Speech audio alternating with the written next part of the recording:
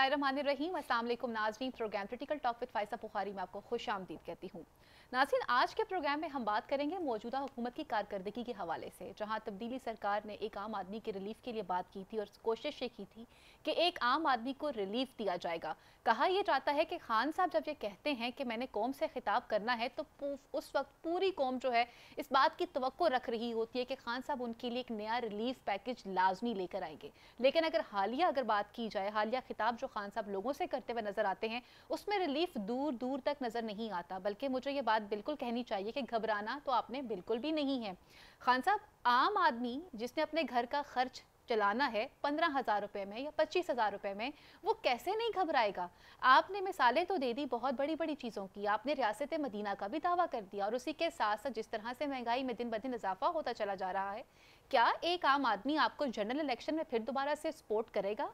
क्या वही आसिफ अली जरदारी जिसके बारे में आप कहा करते थे कि ये पैसा लूट कर पाकिस्तान का बाहर लेके चला गया, वही मियां मोहम्मद नवाज शरीफ जिसके बारे में आप ये बात कहा करते थे कि ये पाकिस्तानी अवाम का पैसा लूट कर बाहर लेकर जाते हैं और फिर यहाँ से बहाने बनाकर बाहर भाग जाते हैं, क्या उन लोगों के दौर ठीक नहीं थे? ये एक आम आदमी का सवाल है आपसे।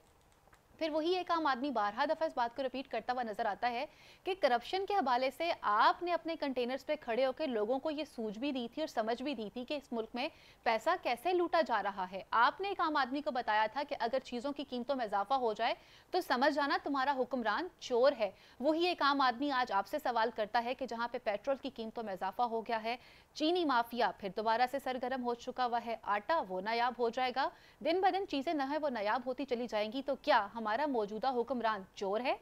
क्या उस आने वाला जो हुक्मरान है या जो हमारा मौजूदा हुक्मरान है, क्या उसका एब्सोल्युटली नॉट ही पूरी कौम के लिए काफ़ी है? ये तमाम बातें जानेंगे आज के इस प्रोग्राम में। हमारे साथ मौजूद है पाकिस्तान तहरीक इंसाफ के सीनियर रहनुमा उमर डार साहब। उन्हें आज के प्रोग्राम में खुश आमदीद कहती हूँ। अस्सलाम वालेकुम। वालेकुम अस्सलाम। आज का प्रोग्राम स्पेशल आपके साथ करने की सबसे बड़ा वजह ये थी कि सोशल साइट्स के ऊपर आपकी वीडियोस काफ़ी ज़्यादा सर्कुलेट कर रही हैं।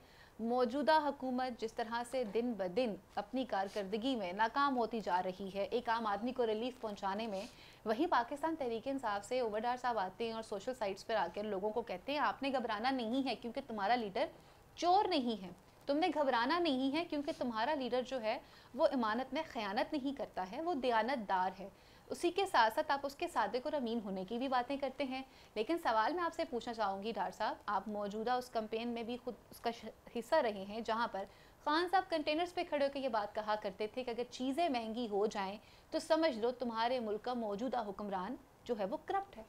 तो क्या कहेंगे आप इस हवाले से? देखें फ़ायज़ा, सबसे पहले तो जो बात इमरान खान साहब कंटेनर पे खड़े होकर कहते थे जी, मैं आज भी कहता हूँ कि अगर मैं उस वक्त उस हालात जिन हालात और जिस वक्त में मेरे लीडर मेरे कायद इमरान खान साहब ने ये बात की तो वो दुरुस्त बात थी, वो गलत बात नहीं थी।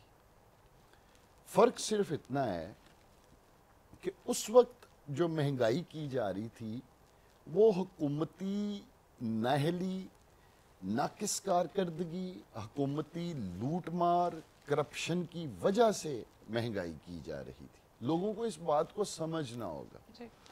आज जब आप मेरे सामने महंगाई का सवाल रख रही हैं तो आप जानती हैं कि पूरी दुनिया जो कोरोना की लपेट में रही और पूरी दुनिया के ऊपर इस वक्त एक महंगाई का तूफान बरपा है, और पाकिस्तान जो है वो दुनिया से अलहदा नहीं है, पाकिस्तान भी इसी दुनिया में बसता है। जब मेरा लीडर ये बात करता था उस वक्त कोरोना नहीं था। अच्छा, उस वक्त कोई आलमी वबा नहीं थी। सही। उस वक्त कोई पूरी अक़वाम आलम में महंगाई का तूफान बरपा नहीं हुआ था। उस वक्त अगर मेरा लीडर पेट्रोल की बात करता था तो उस वक्त की हुकूमत जो है वो पेट्रोल के ऊपर गालबन नवाज शरीफ की हुकूमत 35 रुपए लेवी टैक्स ले रही थी। पाकिस्तान तहरीक इंसाफ की हुकूमत गालबन मेरा ख्याल है 5 या 7 रुपए लेवी टैक्स ले रही है। ये जो महंगाई है वो कि मैं आपकी इस बात से मैं इत्तफाक करता हूँ, मैं ये भी नहीं कहता कि महंगाई नहीं है, ये बात बिल्कुल दुरुस्त है, महंगाई है, बल्कि महंगाई का मैं कहूँगा एक तूफान बरपा हुआ है। लेकिन ये पाकिस्तान में बरपा नहीं हुआ, ये पूरी दुनिया में ये तूफान बरपा हुआ सही। हुआ। आप भी इस वक्त वही बात कर रहे हैं कि जब शाम को प्रेस कॉन्फ्रेंस की जाती है या किसी भी वक्त कोई प्रेस कॉन्फ्रेंस बुलाई जाती है तो हुकूमती वज़रा का एक टोला आता है, जैसे फवाद चौधरी साहब हो गए, आते हैं और वो कंपेयर करते हैं कि जी देखिए बरतानिया में पेट्रोल किस तरह से मिल रहा है। आप भी जानते हैं कि पाकिस्तान के अंदर जो एक एवरेज क्लास रहती है उसकी जो माहाना तनख्वाह है वो क्या है।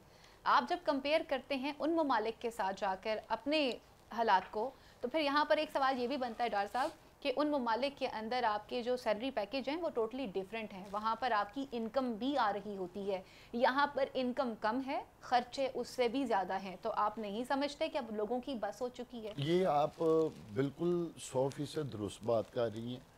पाकिस्तान में जो फ़ीका सा आमदनी है वो दूसरे ममालिक की बनिस्बत जो है वो कम है, और यही वजह है, मैं आपको बताऊं कि पाकिस्तानियों के ऊपर दूसरे ममालिक की बनिस्बत महंगाई का बोझ जो है वो इस वक्त ज़्यादा है। लेकिन एक बात दुरुस्त है, एक बात तय है कि ये महंगाई जो इस वक्त मंडला रही है जिसके साए, इस सिर्फ पाकिस्तान के ऊपर नहीं मंडला रहे बल्कि दुनिया भर के ऊपर महंगाई के साए मंडला रहे हैं। हाँ, ये बात मैं आपके प्रोग्राम में बरमला कहूँगा कि ऐसी सूरत हाल, ऐसी सिचुएशन एक अपोजिशन की जमातों के लिए एक अपॉर्चुनिटी होती है कि वो उस अपॉर्चुनिटी को अवेल करें, लोगों में अफरा तफरी फैलाएं, लोगों को आके इस बात पे कहें जी कि ये तो इस हुकूमत की नहली है, इस हुकूमत की नाकस कारकर्दगी है, इस हुकूमत की नाकाम हिकमत अमलियों की वजह से पाकिस्तान के हालात ये हैं।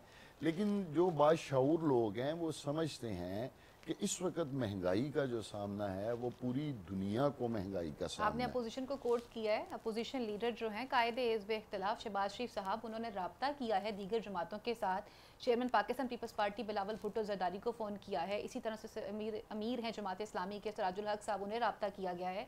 वो तो फिर दोबारा से दिसंबर में तैयारी कर रहे हैं लॉन्ग मार्च की, इस्लामाबाद की तरफ जाने के लिए। देखिए फ़ायज़ा, मैं आपको पहले तो ये अर्ज़ करता चलूँ कि ये ऐसी कोशिशें अपोजिशन पिछले 3 साल से कर रही है। ये जलसे जुलूस मुख्तलिफ इशूज़ पर ये पहले भी बाहर आए हैं, लेकिन अवाम इनके पीछे नहीं निकले। मैं आपके प्रोग्राम में खुले दिल से एक बात तस्लीम करूँगा, शायद कोई PTI वाला इतने खुले दिल से ये बात तस्लीम ना करे।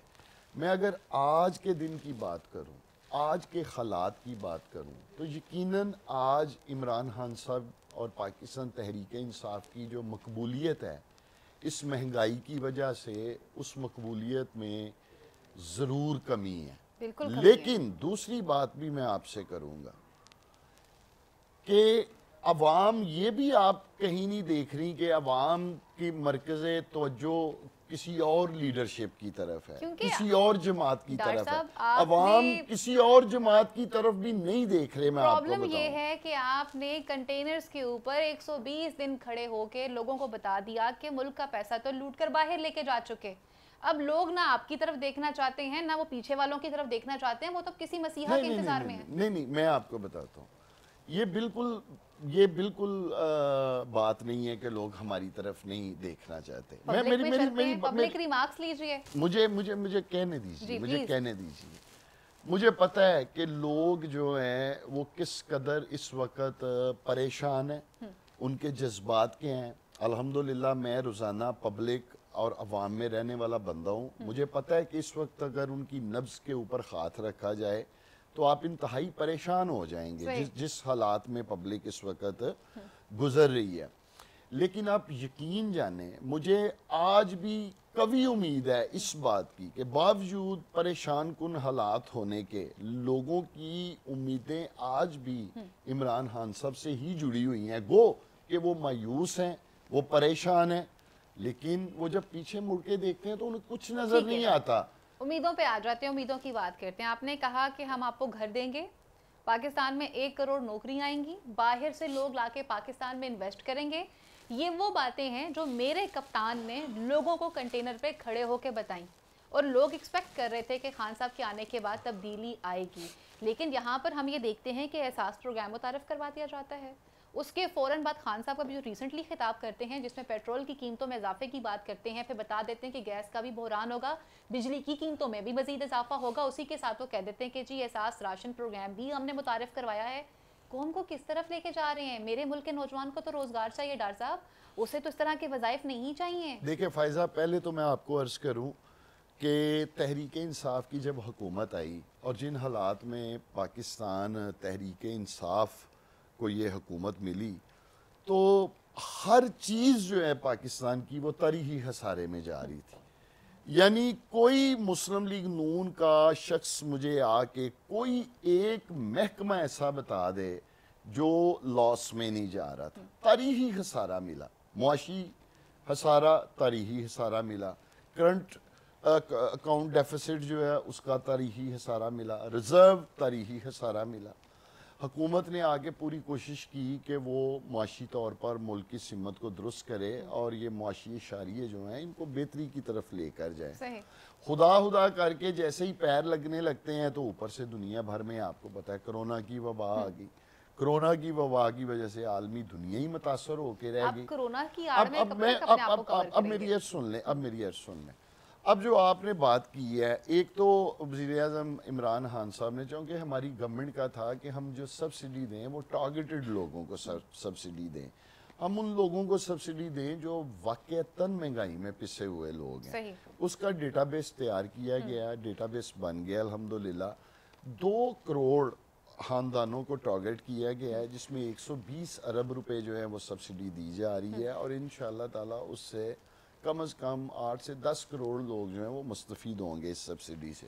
आपने घरों की बात की, 1400 अरब रुपए जो है वो 50 लाख ख़ानदानों के लिए रखे गए हैं, जिसमें से वो कर्जे लेंगे और मतलब वो अपने घर भी बना सकेंगे, या अगर उन्होंने कोई कारोबार शुरू करना है बिला सूद कर्जे, मतलब बिला सूद कर्जे दिए आपने बता दिया कि एहसास प्रोग्राम का डेटा भी आपने इकट्ठा कर लिया, लोगों का एहसास प्रोग्राम में तो मैं आपको बताऊं पिछले 3 साल से रेगुलरली गालबन 300-350 बिलियन का फंड है जो उनको रेगुलर जा रहा है लोगों में। ब्रेक पे जाने से पहले सिर्फ इतना सा पूछना चाहूंगी, मुझे सिर्फ इतना बता दें कि इतने सारे लोगों को आपने वज़ाइफ भी देने हैं, राशन भी देना है, घर भी देने हैं। एक तरफ आप कह रहे हैं कि पाकिस्तान हमें ऐसी कंडीशन में दिया गया, हम पे कर्ज़ों की ऑलरेडी इतनी भरमार थी कि हम IMF से फिर मज़ीद किस्तें ले रहे हैं, मज़ीद कर्जे ले रहे हैं पिछली किस्तों को अदा करने के लिए, तो ये वाले पैसे कहाँ से आएंगे फिर? देखिए फ़ायज़ा, एक तो मैं आपको बताऊं कि IMF के पास जाना ये पाकिस्तान की इंतहाई मजबूरी है, एक तो ये बात है। और दूसरा मैं आपको ये भी अर्ज करता चलूँ कि IMF ये कोई पिछली हुकूमत की बात नहीं है, ये पिछले गालबन आप कह लें कि कोई 6 अदवार की हुकूमत देख लें, मुस्लिम लीग नून और पीपल्स पार्टी की, कि हमें हमेशा IMF से की तरफ रुजू करना पड़ा। ठीक है, एक तो उसकी बड़ी वजह ये हुई कि बदकिस्मती से पाकिस्तान में कोई ऐसी पॉलिसीज़ मुरतब ही नहीं की जिसकी कंसिस्टेंसी जो है वो चलती रहती। हमेशा शॉर्ट टर्म पॉलिसी जो है वो फायर फाइटर की तरह यहाँ बनती रही और जब भी कभी ज़रूरत पड़ी तो जी फौरी तौर पर IMF से रब्ता कर लिया जाता है। हमारी हुकूमत पहली मरतबा इन कोशिशों और काविशों में लगी हुई है कि हम पाकिस्तान को IMF के चुंगल से आज़ाद करवाएं। ये आए रोज़ का IMF के पास जाना, और IMF तो एक एमरजेंसी वार्ड है, मैं आपको बताऊं। IMF में आप जाते हैं तो वहाँ सिर्फ आपका एक टेम्परेरी इलाज होता है, फर्स्ट एड आपको मिलती है। वहाँ कोई आपकी सेहत मुकम्मल सेहत याब करके वो आपको नहीं भेजते। मुकम्मल सेहत याब होना है जब आपने अपने मुल्क में बैठ के अपने मुल्क के लिए पॉलिसीज बनानी है और फिर उसमें कंटिन्यूटी रखनी है उन पॉलिसीज में। मुझे वरना ब्रेक की तरफ, ब्रेक के बाद वापस आएंगे। उमर डार साहब हमारे साथ मौजूद हैं। बड़ी खूबसूरत बात इन्होंने कही कि हमने IMF की तरफ नहीं जाना है और अगर हम ग्रो करना चाहते हैं, ग्रोथ की तरफ जाना चाहते हैं तो अपने मुल्क में बैठ के हमें खुद पॉलिसीज बनानी होंगी। ब्रेक के बाद मैं इनसे ज़रूर पूछूंगी कि खान साहब के साथ उनके माशाल्लाह से तजर्बाकार जो लोग हैं उन्होंने कौन सी एक नई जो है वो स्कीम बना ली है या कौन से नए प्रोग्राम को वो तरतीब दे रहे हैं कि जिसके बाद पाकिस्तान के अंदर मजीद आइंदा आने वाले दिनों के अंदर आप बेहतरी देखेंगे। ये सब जानेंगे ब्रेक के बाद।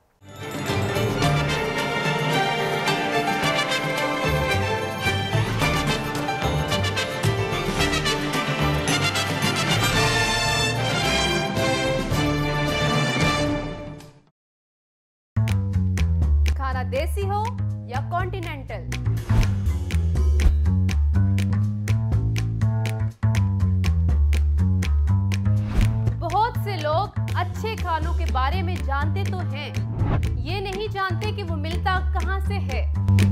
मैं आपको लेकर चलूंगी वहां जहां मिलते हैं लजीज खाने।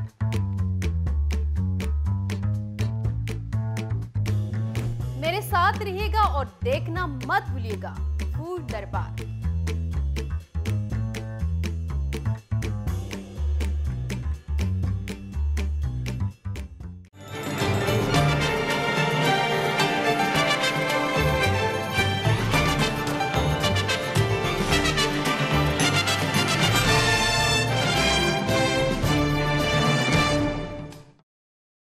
वेलकम बैक नाज़रीन, आपको प्रोग्राम में दोबारा से खुशामदीद कहती हूँ। बात की जा रही है मेरे कप्तान की हुकूमत की कारकर्दगी के हवाले से, जहाँ पर एक आम आदमी को रिलीफ देने के हवाले से बात की जा रही थी।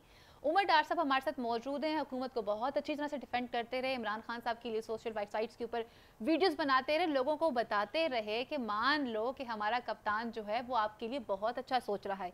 ब्रेक में जाने से पहले उमर डार साहब का ये कहना था कि IMF के पास जाना ऐसे है जैसे आप फर्स्ट एड के लिए किसी इमरजेंसी वार्ड की तरफ जाते हैं, लेकिन आप ग्रोथ तब करेंगे जब हम यहाँ बैठकर अपने लिए नई पॉलिसीज़ को तरतीब देंगे और यहाँ से अपने आप को खुद ग्रो करना शुरू करेंगे। डॉक्टर साहब, खान साहब के पास वसीम अकरम प्लस जैसे बड़े लोग हैं यहाँ पर मौजूद हैं, जैसे कि हमारे CM साहब बुज़दार साहब के लिए ये अल्फाज इस्तेमाल करते हैं। उनकी कैबिनेट में माशाल्लाह से बहुत समझदार, ज़हीन और फ़तीन लोग पाए जाते हैं, जो कभी साइंस और टेक्नोलॉजी की तरफ मूव हो जाते हैं और फिर दोबारा से इत्तलात व नशरियात की तरफ आ जाते हैं।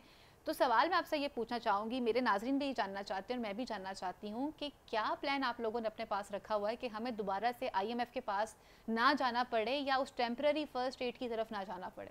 देखिए फ़ायदा, सबसे पहले तो मैं आपको बताऊं कि सबसे पहले उसमें जिस पे हुकूमत का पूरा फोकस्ड है और बात बार बार वज़ीर-ए-आज़म कह भी चुके हैं और अल्हम्दुलिल्लाह उसके जो नताइज हैं अब बेहतर भी मिलना शुरू हो गए हैं। सबसे पहले कि टैक्स जो है उसको इकट्ठा किया जाए।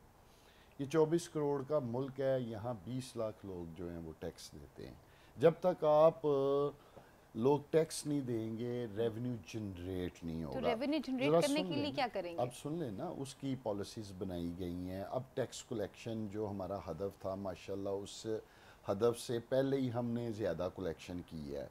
ये पहली तो एक बात याद रखिए फ़ायज़ा, जब आप कोई पॉलिसी बनाते हैं, जब आप कोई एक सिमत आप बढ़ते हैं आगे, तो वो ये नहीं होता कि आप रात को सोए हैं, सुबह उठे हैं तो सब कुछ चेंज हो गया है, तब्दीली आ गई है रातों रात। ये इस तरह नहीं होता। ये दूरस नताइज आपने हासिल करने होते हैं। नंबर 1 मैं आपको अर्ज़ कर रहा हूँ कि गवर्नमेंट का पूरा फोकस्ड है कि लोगों को टैक्स नेट में लाया जाए, रेवेन्यू इकट्ठा किया जाए, एक चीज़। दूसरी बात, हुकूमती अखराजात जो है उसको कट टू साइज़ किया जाए, उसे कम किया जाए। जितने गैर ज़रूरी अखराजात हैं उनमें कमी लाई जाए। थर्डली, हमें अपनी ज़राअत, अपने किसान को उठाना होगा। हमारा एक ज़री मुल्क है, जब तक हम अपने किसान को नहीं उठाएंगे, जब तक हम अपने मुल्क तो में आप बाहर से मंगवा रहे हैं। बट मैं आपको बता रहा हूँ ना, इसमें हमारा कसूर नहीं है। मैं आपको बता रहा हूँ कि यही पॉलिसीज़, यही सोच अगर पाकिस्तान में आज से 15-20 साल से चली आ रही होती तो आज अल्हम्दुलिल्लाह पाकिस्तान को IMF के पास जाना ना पड़ता। यहाँ जो भी हुकूमत आई है उसने एक आप कह लें कि शॉर्ट टर्म पॉलिसी और डंग टपाऊ पॉलिसी जिसको कहते हैं, वो एक सब्सिडियाँ, कर्जे लिए, सब्सिडियाँ दी, मतलब ये इस तरह मुल्क चलता रहा है। और ये मैं नून लीग की बात नहीं करता, आप पीपल्स पार्टी को देख लें।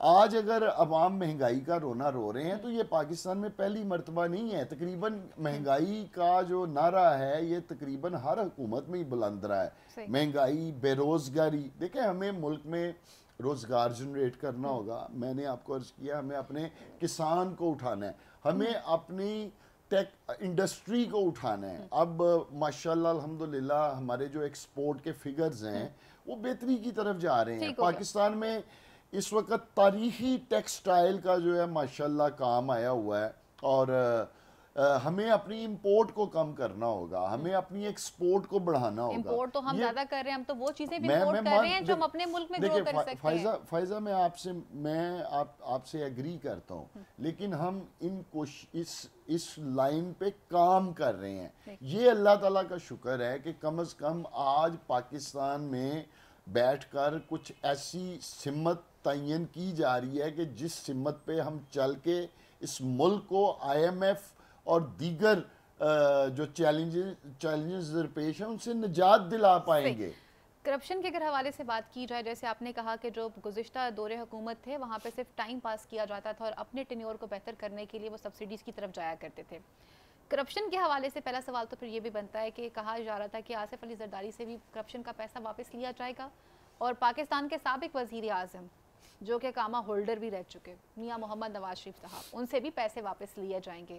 اب تک آپ کی گورنمنٹ نے کتنے پیسے واپس لیے؟ اور وہ کرپشن کا پیسہ وہ تو آپ کہتے تھے ہم انہیں واپس لائیں گے، ان کو سزائیں ہوں گی، ان کو لایا جائے گا. میاں محمد نواز شریف صاحب تو نواسے کی شادی میں جھومتے بھی نظر بھی آتے ہیں اور لنڈن کی کیفے شاپس میں بیٹھ کے وہ کافی پیتے ہوئے بھی نظر آتے ہیں. تو کیا کہیں گے آپ اس حوالے سے؟ دیکھیے پہلی تو بات یہ ہے کہ جہاں تک تو بات ہے نا جو باہر دولت پڑی ہوئی ہے اس کو واپس لانا، حکومت کی اس میں نا ریاست کی ایک لیمٹس ہیں، ریاست اس میں ایک لیمٹس تک ہے. ہماری گورنمنٹ نے، پرائم منسٹر نے، ہم نے ہر سطح پہ کوشش کی اور انشاءاللہ تعالی ہم کریں گے بھی، لیکن میں سمجھتا ہوں کہ یہ آنریبل کورٹس کا کام ہے، سپریم کورٹ آف پاکستان کا کام ہے کہ یہ پاکستان کے عوام کی دولت ہے، اور سپریم کورٹ آف پاکستان جو ہے یہ اس کا حکم ہونا چاہیے کہ باہر کی دولت جو باہر پاکستانیوں کا پیسہ پڑا ہوا ہے اسے ملک میں لے کر آئیں. ہم سپریم کورٹ کے شانہ بشانہ حکومت جو ہے اس معاملے میں کھڑی ہوگی انشاءاللہ تعالی. اب رہی بات جو میاں نواز شریف صاحب وہاں باہر جھوم رہے ہیں، دیکھیں میری بات سنیں، جب نواز شریف کے پلیٹلیٹس کا معاملہ تھا اور جب ان کی بیماری کا ایک ڈنڈورا پیٹا جا رہا تھا تو اس وقت ایک ایسا پورٹرے کیا جا رہا تھا کہ خدا نہ خواستہ اگر گورنمنٹ کی سائیڈ سے انہیں اجازت نہیں دی جاتی تو نواز شریف تو اللہ کو پیارے ہونے والے ہیں، اور یہ تو جنازہ جو ہے ان کا حکومت کے کندھوں پہ آنا ہے میاں صاحب کا. خود کیبنٹ کی خواتین رونا شروع ہو گئی تھی کہ ان کو فوٹو پہ باہر بھیجا جائے. پھر دیکھیں پھر ان کے بھائی جو ہیں وہ گرنٹر بنے، میاں شہباز شریف صاحب کورٹ میں گرنٹر بنے، پھر کورٹس نے یہ فیصلہ دیا، ان کو جو جانے کی اجازت ملی، ان کے بھائی اس میں گرنٹر ہیں، کورٹس نے یہ فیصلہ دیا ہوا. یہ ہماری، میں یہی کہہ سکتا ہوں فائزہ، دیکھیں میں آپ کو ایک بات بتاؤں، جو بات عمران خان صاحب کرتے ہیں، جو میرا لیڈر بات کرتا ہے، عمران خان صاحب میں کہتا ہوں آپ ان کو بھی ایک سائیڈ پہ رکھ دیں. یہ ملک اس وقت تک کبھی ٹھیک ہو ہی نہیں سکتا جس وقت تک جب کوئی جرم کرے تو اس کو سزا نہیں ملے گی. جب سزا اور جزا کا نظام نہیں ہوگا کبھی نظام ٹھیک نہیں ہو سکتا. تو ہماری حکومت کی تو ہر سطح پہ یہ کوشش ہے. اب بدقسمتی سے اب ہمارے پاس تو عددی نمبر نہیں ہے، نہ نیشنل اسمبلی میں ہے نہ صوبائی اسمبلی میں ہے کہ ہم کوئی ریفارمز کر سکیں، ہم کوئی اپنی مدد آپ کے تحت ایسے قوانین اس ملک میں بنائیں کہ اس ملک میں ایک ایسا نظام آنا چاہیے کہ طاقتور اور کمزور کے لیے جو قانون ہے وہ ایک جیسا ہونا چاہیے. یہ تمام چیزیں جو آپ نے مجھے بتائی ہیں، کیا ان فیکٹس اینڈ فگرز کو لے کر آپ جنرل الیکشن کی تیاری رکھتے ہیں اور یہ سمجھتے ہیں کہ جنرل الیکشن کے اندر جو پھر دوبارہ سے فتح ہوگی وہ پاکستان تحریک انصاف کی ہوگی؟ انشاءاللہ تعالی میں اپنے اللہ تعالیٰ کے گھر پر امید بھی ہوں. اور دیکھیں میں ایک ادنا سا کارکن ہوں، ورکر ہوں، طالب علم ہوں پاکستان تحریک انصاف کا. تو میں نے کم از کم جو اپنی سیاسی زندگی میں دیکھا ہے نا، جب آپ دیکھتے ہیں کسی بھی الیکشن کو یا کوئی حکومت بننی ہو تو ایک تو اس میں ملکی حالات اور ریجن کے حالات بھی دیکھے جاتے ہیں. جہاں تک تو سوال ہے پاکستان کی عوام کا، میں پورے دیانتداری سے یہ بات سمجھتا ہوں کہ عوام کچھ بھی ہو جائے نا وہ چوروں اور ڈاکوؤں کو ووٹ نہیں دیں گے. میں آپ کو بتاؤں سرٹیفائیڈ چور اور ڈاکو ہیں یہ پیپلز پارٹی اور نون لیگ. ہاں مہنگائی ہے لیکن عمران خان بددیانت نہیں ہے، عمران خان کرپٹ نہیں ہے، عمران خان کوئی ایون فیلڈ اپارٹمنٹس یا رائیونڈ محل یا سرے محل نہیں بنا رہا. میں آپ کو بتاؤں جنرل الیکشن کے حوالے سے آپ بات کر رہے ہیں کہ آپ کو لوگ ووٹ دیں گے تو پھر دور نہیں چلتے ہیں، ڈسکا الیکشن کی طرف آ جاتے ہیں. ایک طرف پہ علی اسجد ملہی نظر آتے ہیں اور دوسری طرف پہ سیدہ نوشین افتخار صاحبہ نظر آتی ہیں. وہاں پہ لوگوں نے تو آپ کے اگینسٹ فیصلہ دیا، بلکہ الیکشن کمیشن کی ایک رپورٹ کے مطابق جو آج کی ہے اس پہ بات کرنا چاہوں گی آپ کے ساتھ ڈیفینیٹلی کہ جی اس میں خاتون پریزائڈنگ آفیسر جو تھیں محکمہ تعلیم سے وہ تو اس کے اندر ملوث پائی گئی اور کیسے انہوں نے اپنے گھر میں تمام افسران کا اجلاس بلا کر 600 بیلٹ پیپر جو ہیں وہ شامل کیے اور ان کو فورس کیا کہ آپ نے حکومت کینڈیڈیٹ کو جتوانا ہے. فائزہ پہلے تو میں آپ کو یہ عرض کروں 2018 کے انتخابات میں ہمارے امیدوار جو علی اسجد ملی تھے اس وقت بھی نیشنل اسمبلی کے, انہوں نے غالباً 62,000 ووٹس لی تھی 2018 میں. 60,000 ووٹس تھی ان کی یا 62,000 تھی. چلیں ابھی جو آپ نے کہا جی وہ یہ 600 ووٹس جو ہیں جی وہ ثابت ہوا ہے, وہ تو تھا نا جب جس الیکشن کو بدل دیا گیا پھر نیکسٹ ایک نئی تاریخ آئی کو الیکشن کمیشن کی طرف سے. اب جب نیا الیکشن ہوتا ہے ذرا آپ غور فرمائیے گا, اب اس میں تو ایک ووٹ کی دھاندلی نہیں ہوئی اگر ہم آپس میں بات کر رہے ہیں, تب بھی علی اسجد ملی نے 1 لاکھ ووٹ لی ہے. 1 لاکھ ووٹ. اب اس پہ تو مسلم لیگ نون انگلی نہیں اٹھا سکتی. ملی صاحب کے 2018 سے اس الیکشن میں 40,000 ووٹ سے زیادہ نکل رہے ہیں. چلیں ان کی کارکردگی وغیرہ آپ بات کر رہے ہیں, لیکن میں بات کر رہی ہوں آپ نے کہا کہ جنرل الیکشن میں لوگ آپ ہی کو ووٹ دیں گے, وہ کرپٹ حکمرانوں کے پاس پھر دوبارہ سے نہیں جائیں گے. ضمنی الیکشن میں تو جب بھی بات کی جائے آپ کے اگینسٹ ہی نتائج آتے ہوئے نظر آتے ہیں. دیکھیں میں ایک تو بات یہ ہے کہ آپ میجورٹی جو ضمنی انتخاب دیکھیں گی نا وہ مسلم لیگ نون کی نشستیں آلریڈی پہلے سے ان کی نشستیں تھیں. صحیح. وہ چاہے وزیر آباد کی نشست تھی یا ڈسکا کی نشست تھی یا وہ کنٹونمنٹ کے الیکشن تھے. کنٹونمنٹ کا بھی میں آپ کو بتاتا ہوں تو ہمارا ووٹ بینک وہاں بڑا ہے. اب میں کنٹونمنٹ کی آپ سے بات کرتا ہوں. کنٹونمنٹ کے الیکشن سیالکوٹ میں بھی ہوئے ہیں, یہاں 5 نشستیں تھیں جس میں 2 ہم جیتے ہیں, 3 مسلم لیگ نون جیتی ہے. اب کنٹونمنٹ پہلے تو یہ سمجھنا ہوگا کہ یہ ایک مخصوص ایریا ہوتا ہے جہاں آپ کی سول گورنمنٹ کوئی کام نہیں کروا سکتی, نہیں کر سکتی. اب سیالکوٹ کنٹونمنٹ میں پچھلے 3 سال میں ہم نے ایک اینٹ بھی نہیں لگوائی ہوئی کیونکہ سول ایڈمنسٹریشن کے معاملات نہیں ہیں, وہ معاملات جڑے ہوئے ہیں کنٹونمنٹ کے. اچھا اب ہم وہاں جا کر ان کو, ہمارے پاس تو بتانے کے لیے تھا ہی کچھ نہیں کہ جی ہم نے یہ گلی بنائی, یہ کام کروایا, یہ کام کروایا. اور دوسرا بھی میں آپ کو بتاتا جاؤں, تحریک انصاف کے امیدوار سارے نئے چہرے ہیں. مسلم لیگ نون, پیپلز پارٹی, یہ وہ جماعتیں ہیں جن کے لوگ 30 سال سے 40 سال سے اپنے علاقوں میں الیکشن لڑتے چلے آ رہے ہیں. سو ان کا بھی ایک انفلوئنس ہوتا ہے. پھر کنٹونمنٹ میں آپ کی کوئی خاصی کارکردگی بھی نہیں تھی چونکہ وہ آپ کے اختیار میں ہی نہیں ہوتا کہ آپ وہاں کوئی ایسی ڈیولپمنٹ کرا سکیں. تو میں سمجھتا ہوں کہ کنٹونمنٹ میں سیالکوٹ میں ماشاءاللہ 2 سیٹیں بڑے مارجن سے, اور دوسری بات میں آپ کو بتاؤں 5 سیٹوں پہ تحریک انصاف کا ووٹ ملا کر نون لیگ کے ووٹ سے زیادہ ہے. نون لیگ کا ووٹ کم ہوا ہے. صحیح. جنرل الیکشن کے اندر پھر آپ سمجھتے ہیں کہ یہ فتح آپ لوگوں کی ہونی ہے؟ انشاءاللہ تعالی میں پوری طرح اس بات پہ قائم ہوں, اور میرے یہ آپ الفاظ بھی یاد رکھیے گا, آتی حکومت بھی انشاءاللہ تعالی تحریک انصاف نے بنانی ہے اور عمران خان صاحب نے بنانی ہے. لیٹس سی, آپ کا جناح ہاؤس بھی یہاں پہ, آپ بھی یہاں پر, جنرل الیکشن کے بعد پھر آپ سے اگین یہیں پر ملاقات ہوگی. میں I really appreciate, میں اپنے ان الفاظ پہ قائم ہوں. دیکھیں میں آپ کو ایک بات بتاؤں فائزہ, پہلی تو بات آپ نے یہ یاد رکھنی ہے کہ کوئی بھی انسان جو ہے نا وہ حرف آخر نہیں ہوتا. بالکل ٹھیک ہے, میں نے اگر یہ بات کی ہے تو میں کوئی حرف آخر نہیں ہوں, لیکن میں کم از کم جو پاکستان کی پولیٹیکل سرکمسٹانسز دیکھ رہا ہوں, جو اس ریجن کے جو میں حالات دیکھ رہا ہوں, انٹرنیشنلی جو سینیریو دیکھ رہا ہوں, اس میں مجھے عمران خان کے علاوہ پاکستان میں کوئی اور ایسا چہرہ ہی نہیں نظر آتا جو انٹرنیشنلی پاکستان کو ریپرزینٹ کر سکے. وقت مختصر ہے, سوال بہت زیادہ ہے, میں چاہوں گی کہ اب ذرا تیزی سے جواب دیجیے گا مجھے. سیالکوٹ ایک انڈسٹریل سٹی ہے, عمران خان صاحب یہاں پر آتے ہیں, وزٹ کر کے جاتے ہیں, آپ کے بھائی عثمان ڈار صاحب آپ بھی موجود ہوتے ہیں, ایک بڑے پیکج کا اعلان کیا جاتا ہے, ترقیاتی کام کیے جائیں گے. سیالکوٹ کو کتنا فائدہ اب تک پہنچا ہے, اور کیا سمجھتے ہیں آپ کہ جو خان صاحب نے اعلان کیا تھا کیا سیالکوٹ اس کو اچیو کر سکا؟ دیکھیں فائزہ, پہلے تو میں وزیر اعظم پاکستان عمران خان صاحب کا اور وزیر اعلیٰ پنجاب عثمان بزدار صاحب کا شکریہ ادا کرنا چاہوں گا. سیالکوٹ میں ایک تو الحمدللہ 17 ارب کا پیکیج شروع ہوا ہے, صاف پینے کا پانی, سیوریج, پارکس, نئے پارکس, اور پھر ساری ٹریفک ری انجینئرنگ ہونی ہے اس میں. یہ ایک بہت بڑا تاریخی کام ہے, پروجیکٹ ہے, اور جس پہ کام شروع ہو چکا ہے. پھر اس کے ساتھ ساتھ 6 ارب روپے کی لاگت سے الحمدللہ سیالکوٹ میں نیا ایک مدر اینڈ چائلڈ جو ہاسپٹل ہے وہ بننے جا رہا ہے اسٹیٹ آف دی آرٹ. اس کے بھی فنڈز الحمدللہ ایلوکیٹ ہو چکے ہیں.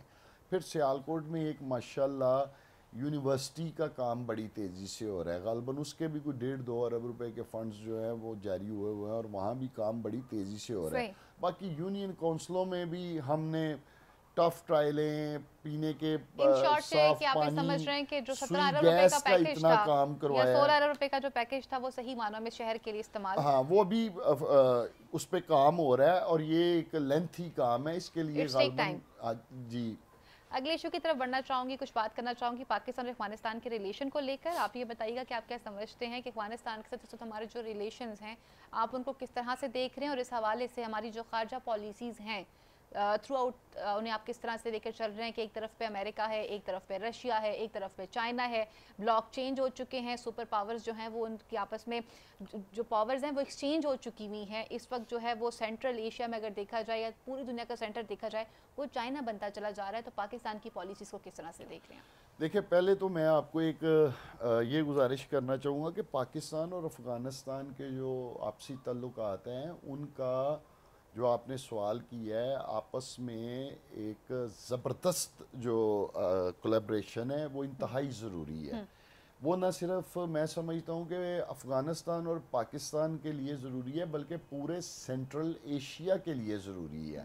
یہ جو سینٹرل ایشیا میں جو امن اور ترقی کا جو سفر یہ جو شروع ہوا ہے یہ افغانستان کے راستے ہی گزرتا ہوا پورے سینٹرل ایشیا تک پہنچنا ہے, جو چائنا کا الحمدللہ پروجیکٹ بھی شروع ہوا ہے. تو افغانستان کے ساتھ پاکستان کے زبردست تعلقات جو ہے یہ انتہائی اہمیت کے حامل ہیں اس وقت, میں آپ کو بتاؤں.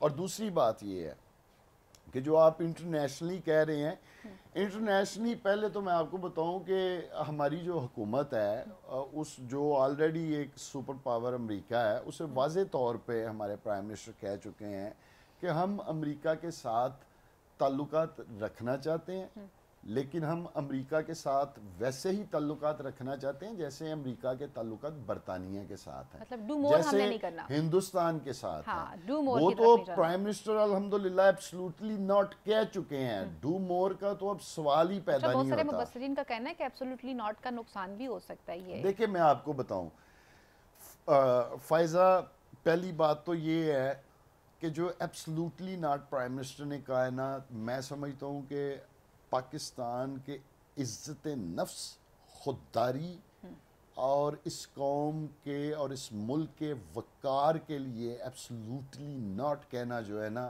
یہی بنتا تھا. ڈو مور, یس سر, یس سر.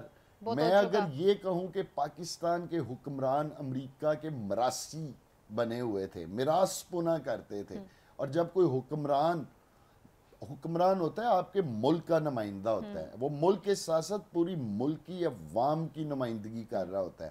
اگر حکمران آپ کا میراث پونا کرے نا تو پیچھے پوری قوم بھی میراثی اس کو بھگتنا پڑتا ہے, بنی ہوتی ہے. تو عمران خان وہ لیڈر ہے جس نے ڈو مور کی آواز کو ختم کر کے ایبسلوٹلی ناٹ کہا ہے, اور یہ گونج پوری دنیا میں اٹھی ہے کہ پاکستان میں کون سا ایسا شخص کھڑا ہو گیا ہے جس نے ایبسلوٹلی ناٹ کہہ دیا.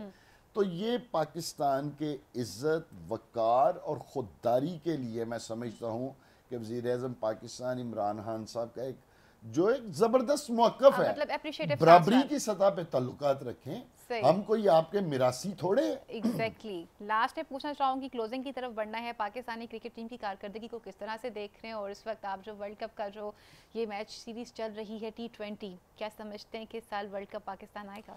دیکھیں میں اس میں آپ کو عرض کروں گو کہ مجھے کوئی خاص بذات خود کرکٹ میں کوئی اتنی دلچسپی میں نہیں رکھتا, لیکن میں نے جب پہلا میچ دیکھا یہ انڈیا اور پاکستان کا, اور پاکستان کی ٹیم نے جس انداز سے انڈیا کو شکست دی, اور میری اتنی دلچسپی اس دن سے ہوئی ہے کہ میں نے پھر بعد میں وہ نیوزی لینڈ والا میچ بھی دیکھا اور پھر افغانستان والا میچ بھی دیکھا. یہ اللہ تعالیٰ نے ایک خاص کرم کیا, فضل کیا کہ پاکستان کو ان تینوں میچوں میں اللہ تعالیٰ نے بھرپور کامیابی عطا کی ہے. اچھا میں ایک بات ضرور کرنا چاہوں گا, انڈیا سے جیتنے میں مجھے میری جو خوشی تھی نا, ایک تو یہ ہے کہ جب ہم بھارت سے جیتتے ہیں تو اس میں دو چیزیں ہوتی ہیں, ایک ہم میں خوشی ہوتی ہے اور دوسرا جذبہ ہوتا ہے. وہ خوشی ایک جذبے والی خوشی ہوتی ہے. میں اس میچ سے قبل نا بھارت کا میڈیا سن رہا تھا, پھر آپ نے بھی سنا ہوگا ان کے تجزیہ نگار یا ان کے جو کھلاڑی تھے وہ ہمارے ٹی وی چینلز پر یا اپنے بھارتی میڈیا پر, وہ پاکستان کو اتنا مطلب میں وہ الفاظ نہیں بیان کر سکتا. اور پھر جس طرح اللہ کے کرم سے ان کی بولتی بند ہوئی ہے اور جس طرح پھر ان کو ضلالت کا سامنا کرنا پڑا ہے, اور وہ ہربھجن سنگھ تو ان کے اس نے اعتراف بھی کیا کہ ہاں جی میں معذرت چاہتا ہوں کہ میں پاکستانی ٹیم کو انڈر ایسٹیمیٹ کرتا رہا ہوں. تو کم از کم ان تینوں میچوں کو میں دیکھوں تو جو پرفارم پاکستان کرکٹ ٹیم نے کیا ہے اس میں تو کوئی دو رائے نہیں لگتی. اس میں پورے واضح کامیابی کے امکانات روشن نظر آتے ہیں کہ پاکستان ورلڈ کپ جیت سکتا ہے انشاءاللہ. جیت سکتا ہے, اس بات میں کوئی دو رائے نہیں ہے. پروگرام کا وقت بھی یہیں پر ختم ہوا چلتا ہے. بہت بہت شکریہ آپ کا, آپ نے اچھا ہمیں وقت دیا. ناظرین اگلے پروگرام تک کے لیے اپنی میزبان فائزہ بخاری کو اجازت دیجیے. اللہ نگہبان. پاکستان زندہ باد.